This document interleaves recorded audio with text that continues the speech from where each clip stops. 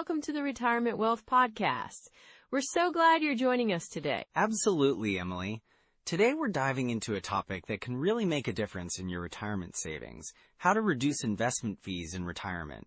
It's one of those areas that can seem a bit hidden, but it's so important to understand. Right. Even a small percentage in fees can add up to a huge chunk of your retirement savings over time.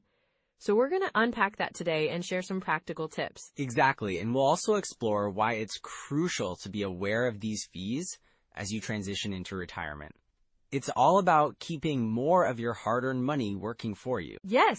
Plus, we'll talk about some strategies to assess your current investment accounts and how to approach your financial advisor about reducing those fees if necessary. And don't forget, we'll share some insights on how to choose low-cost investment options that still align with your retirement goals. It's going to be a packed episode, but, I think our listeners will find it super valuable. Definitely. So let's get started by discussing why understanding investment fees is so critical. Emily, when we talk about reducing investment fees, it's not just about saving a little bit here or there. It's about making a significant difference in the long run, especially right now. Absolutely, David. With so many economic changes happening, people are really starting to feel the pinch. Inflation has been a huge topic lately. Right, and that inflation affects everything, from groceries to healthcare costs. If your retirement savings aren't growing at a rate that outpaces inflation, you could be setting yourself up for a tough time later on. I've heard stories from retirees who thought they had enough saved, only to realize that their money isn't stretching as far as they expected. Exactly. I had a client recently, let's call her Linda. She thought her retirement plan was sound, but as we dug into her investment fees, we found she was losing a significant chunk of her potential growth, which was even more concerning given her health insurance premiums were rising. Wow, that's eye-opening. So those fees, they can really compound over time, right? Absolutely. It's like this hidden tax on your investments. You might think you're doing okay, but if you're paying 1% or more in fees every year, that can add up to tens of thousands of dollars over time, especially with market volatility like we've seen recently. Yeah, with all the uncertainty in the markets, it's crucial to keep as much of your money working for you as possible. Exactly. And let's not forget about tax efficiency. Many people don't realize that higher fees can lead to higher taxes. Can you explain a bit more about that? Sure. If you're in actively managed funds, for example, the frequent trading can generate capital gains, which are taxable. So not only are you paying fees, but you're also potentially increasing your tax bill. That's a double whammy. And with the changes in tax laws, it's even more important to be strategic. Right. Plus, with Social Security changes on the horizon, retirees need to be proactive. If you're not planning for those adjustments, it could mean less income than you anticipated. Speaking of income, I've seen how critical it is for retirees to have a plan that accounts for healthcare costs. They can skyrocket in retirement. For sure. I had a couple, let's call them Tom and Sarah. They were shocked to discover that their healthcare premiums would eat into their retirement savings much quicker than they planned. Did they have any idea how to address that? Initially, no, but once we evaluated their investment fees, we found some savings that could be redirected towards a healthcare savings account, and that made a world of difference for them. That's a fantastic example. So it sounds like reducing fees isn't just about saving money. It's about creating a more robust retirement plan. Exactly, and it gives you peace of mind, Financial security in retirement isn't just about the numbers. It's about feeling secure and confident in your future. Right, and the emotional side is so important. When you know you're not overpaying on fees, you can focus more on enjoying your retirement rather than stressing over finances. Yeah. And let's face it, retirement should be a time for enjoyment, travel, and spending time with family, not worrying about how much you're losing to fees. So what can folks do right now to ensure they're reducing those investment fees? Well, that's what we're going to get into next. But first, it's crucial to understand that being proactive is key. Don't wait until you're nearing retirement to assess your investments. Absolutely. It sounds like this is the perfect time for people to take a close look at their portfolios and make necessary adjustments. Exactly. And when we discuss core strategies, we'll go over practical steps that retirees can take to streamline their investments and keep more of their hard-earned money working for them. I can't wait to dive into those strategies. It feels like there's so much potential for improvement when it comes to managing those fees. Definitely. And it's empowering to know that you can take control of your financial future. So let's get into it. So Emily, when we talk about reducing investment fees in retirement, it's really about more than just choosing low-cost funds, right? Absolutely, David. It's about a comprehensive strategy that looks at all aspects of your portfolio. For example, let's consider the types of accounts you're using. Right, like your 401k or IRA. Those accounts can have different fee structures. If you're in a 401k, sometimes the investment options are limited and can come with higher fees. Yeah, I've seen that. It's crucial to review the fee structure of your 401k. Some plans have funds with expense ratios that can eat away at your returns over time. Exactly. And then, if you have the option to roll over that 401k into an IRA, you might find more cost-effective investment choices. Just be sure to check if there are any penalties or fees associated with that rollover. Good point. And speaking of fees, let's not forget about expense ratios on mutual funds or ETFs. A rule of thumb is to look for funds with an expense ratio under 1%, but ideally you want to be even lower if possible, like around 0.5% or less. Yeah, that can make a huge difference over time. For instance, if you're investing $500,000 over 30 years, even a 1% fee compared to a 0.5% fee can mean hundreds of thousands of dollars lost to fees. Wow, that's significant. And it really highlights the importance of comparing those fees regularly. It does. Now let's talk about diversification too, because it ties in with fees. If you're overly concentrated in one asset class, you might miss out on lower cost options that can provide better long-term growth. Right, like having a mix of stocks and bonds. A common strategy is the 70-30 portfolio, which means 70% in stocks and 30% in bonds. That's a classic allocation. But you also want to consider your risk tolerance and how close you are to retirement. If you're 5 years out, you might want to shift more towards bonds to protect your capital. Yeah, and that's where a financial advisor can help you determine the right mix. They can also assist with tax advantage strategies. Exactly, like utilizing a Roth IRA. You contribute after-tax dollars, but your withdrawals in retirement are tax-free. That's a great way to minimize tax impact on your investments. And don't forget about the power of tax loss harvesting and a taxable account. It's a strategy to offset gains with losses to reduce your tax bill. That's a smart move.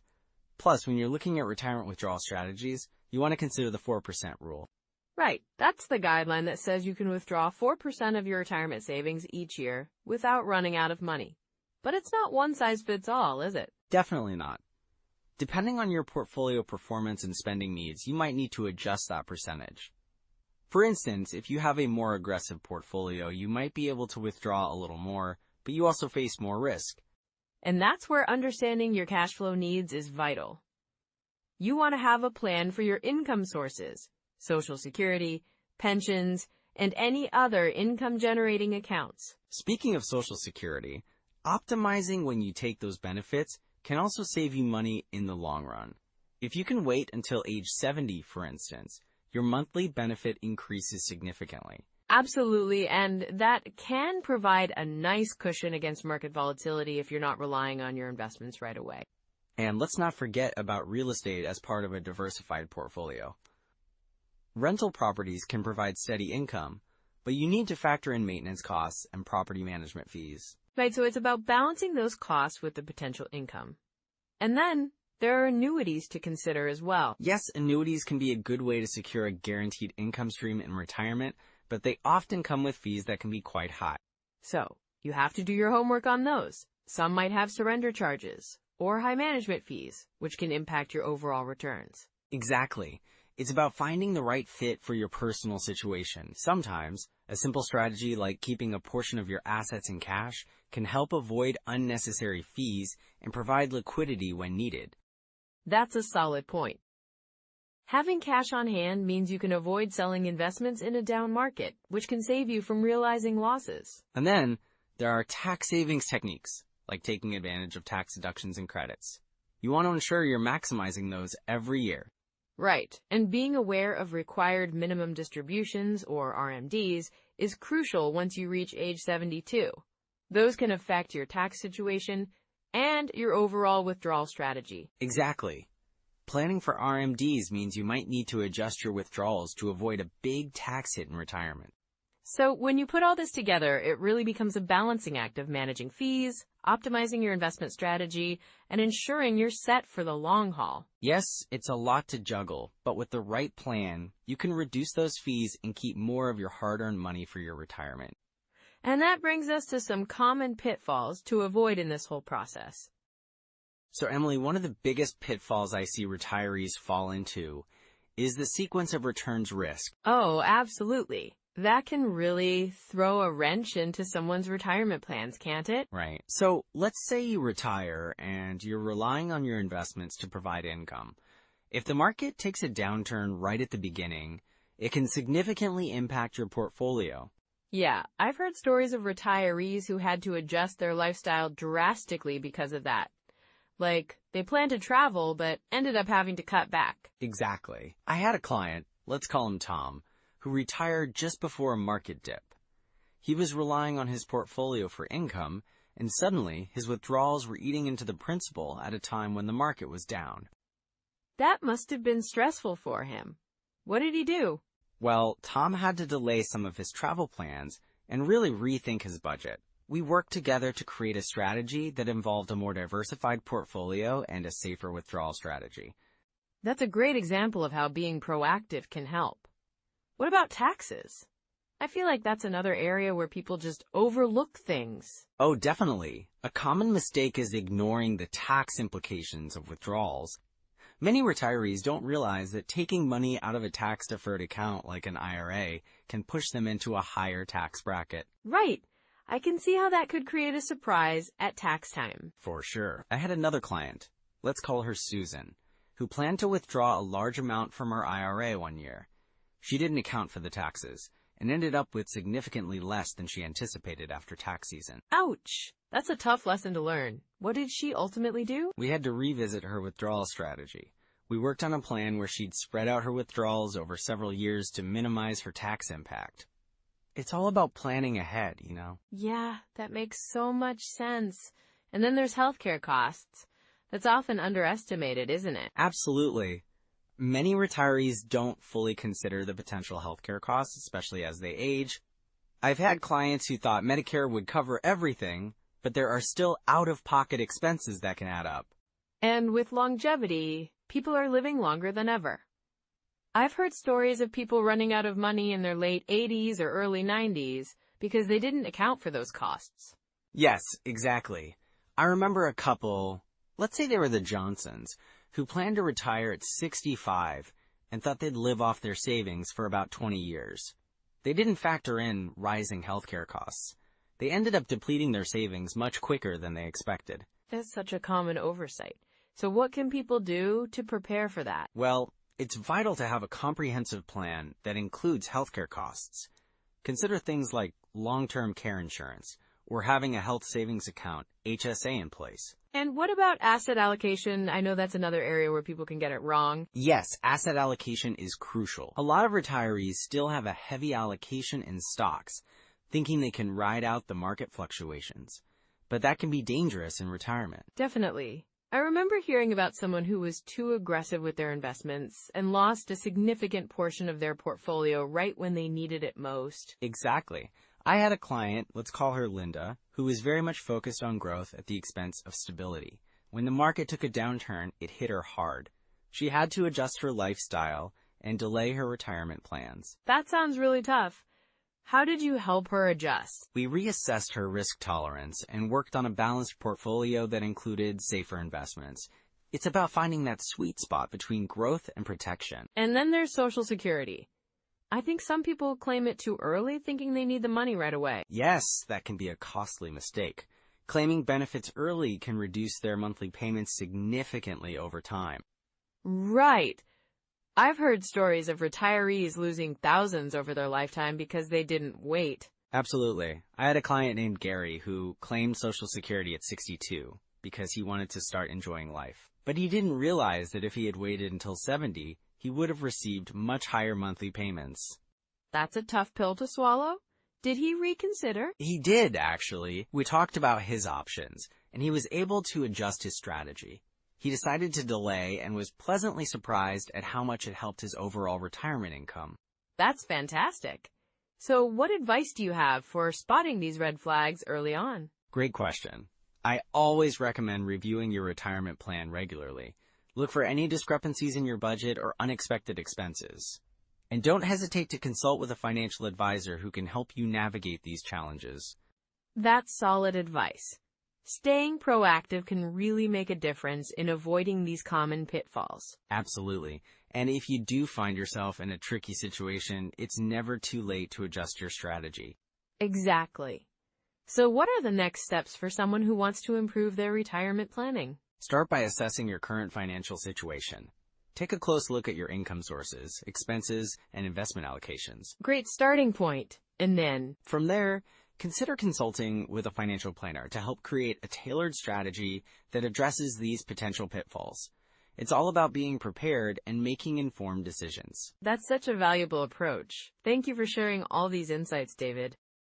All right, Emily. So now that we've talked about the importance of reducing those pesky investment fees, let's dive into some actionable steps that our listeners can take right now. Definitely. It's all about taking those small steps, right? Exactly. So the first thing I recommend is to review your current investment portfolio.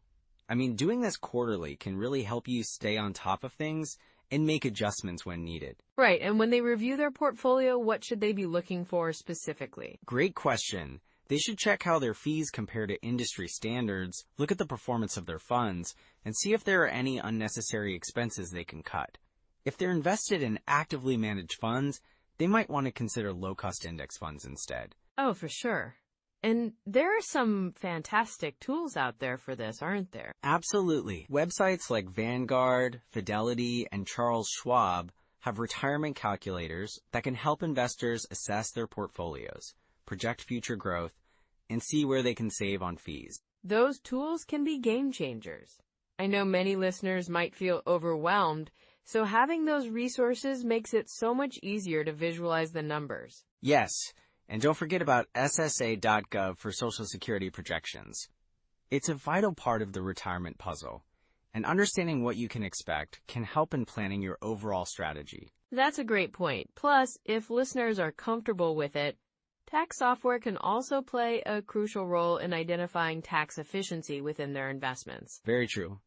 Tools like TurboTax or H&R Block can help them analyze their tax situation and see if they're maximizing their tax-advantaged accounts like IRAs or 401ks. And speaking of accounts, if they've rolled over old 401ks, they might want to look into consolidating those into an IRA. It can simplify things and often reduce fees. Definitely, and it's important to consider the overall service they're getting from their financial advisor or brokerage. If fees are high and service is low, it might be time to shop around. Yeah, and when doing that, they should ask about the fee structure up front. Transparency is key.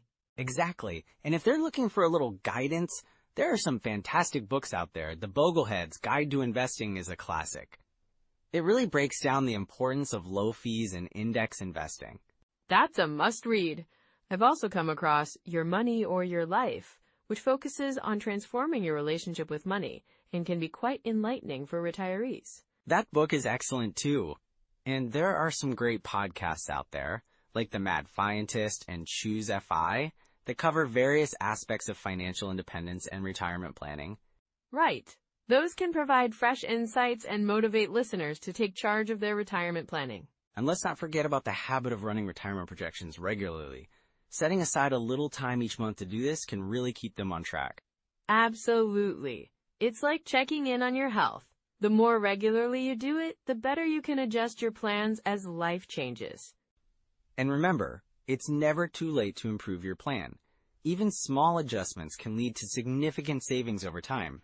Exactly. And incorporating these habits gradually can make it more manageable. Right, and for those who might feel a bit lost, there are financial planning apps like Personal Capital or Mint that can help track spending and investments, making it easier to see where they can save. Those apps can be super handy. They bring everything into one place, which is so helpful for maintaining perspective. Yes, and it's all about building a routine. Even if it's just committing to a quarterly review of their investment fees and performance, that's a step in the right direction. And with these tools and strategies, listeners can really take control of their financial future. Exactly, Emily. So those are some practical first steps. Now let's bring this all together. Well, as we wrap up today's conversation about reducing investment fees in retirement, I think it's really important to highlight some key takeaways. Absolutely, David. One big point we discussed was the impact that even small fees can have on your long-term savings, right? Exactly. Over time, those seemingly insignificant fees can really add up and eat into your retirement funds. So being aware of them is crucial. And then there's the importance of understanding what you're paying for.